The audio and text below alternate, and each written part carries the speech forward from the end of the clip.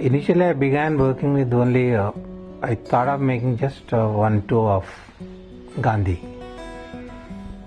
But I always felt that doing a portraiture is something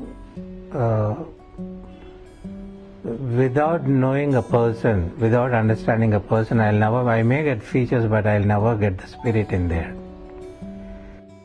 In his most recent works titled On the Serrated Road, Kesav expresses the journey of Bapu on the turbulent path to freedom. His concentration in portraying the Mahatma emerges from an instinctive urge to remove the veneer of ambiguity that exists in this context. Sensing the need for a pictorial understanding of every inch of Bapu's face, the artist studied numerous photographic references true to the perspective of each work. When I started looking at his pictures, particularly the photographs, an enormous number of photographs, the figure is so small and very typically medium built, or rather small built Indian with dark complexion, without any great looks to impress the world. Yet he came up with such a kind of mental powers. That's amazing. I started looking at him, reading him, and then started minutely looking into each and every detail of his face and the body as a painter. His extensive reading on the life of Bapu propelled him on his journey. He elucidates how the series emerged from his own need to take a closer look at Bapu's personality and draw out a clear contour embedded with the details of his deeds. So it was very fascinating to me. I started going deeper and deeper. I started reading more and more. And particularly I started reading the chronicles, like, when he was traveling and all the day-wise his routine programs. The works delve into the diverse facets of Gandhi's activities and experiences. His need to create strategies to face opposing forces, his journey along the rough roads of Satyagraha, almost in anticipation of every subtle question regarding Gandhi, Kesav provides an answer in this series. His endeavors to represent him in the bigger canvas is essentially in terms of history, an attempt to create greater attention to the environment that wrought the persona. The narration infused in each image contributes in making the portraits heavy with significance. The charcoal and color pastel image of Gandhi collecting salt is an abstract with the minimal details accentuate the immensity of the historical event. The white cloth is never white. It gathers dust and soil, says Kesav. It is in this particular image that he also brings the hand-woven cloth so cherished by Gandhi into focus.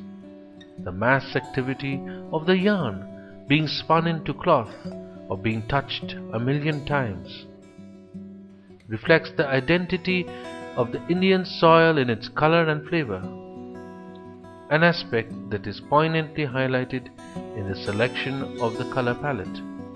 The black and white image conveys Gandhi's frequent confinement in prison, the impressive play of light and dark, the spectacles illuminated by the hope of a bright future even in the darkness of prison demonstrate the artist's understanding of Gandhi, his perception of a determined persona.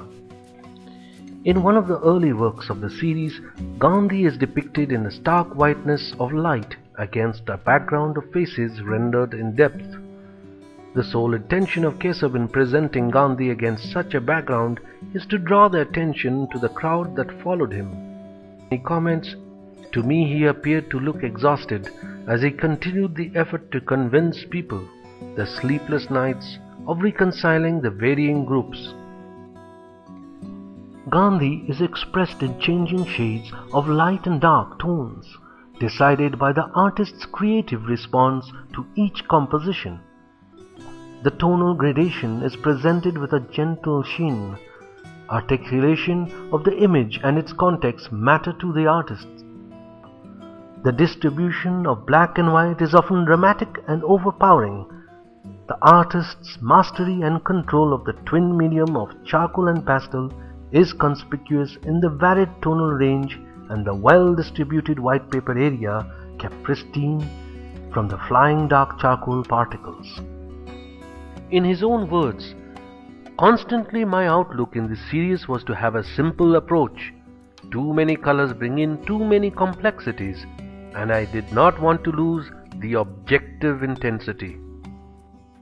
For kesav, the techniques are relevant as far as they incorporate the image of Gandhi in a style appropriate to the context emerging in the series. Whether it's a figurative or abstract or a landscape or a still life, anything. I mean, I feel I must treat it, and I feel like treating it as one simple object. Choosing to speak in the expressionist's language, he clearly defines the series as not being the outcome of an educational impetus. Rather, the images constructed with force and sensitivity underlying a persona who could transform the environment, but who no one could change. Traveling around the country, he wanted to know about the life of the common masses, to be familiar with their struggle, to experience how it was in rural India. The knowledge he garnered was behind his decision to give up layered clothing and adopt the simplistic attire worn in the villages. Different facets of a personality that the artist represents in his portrayal of Gandhi.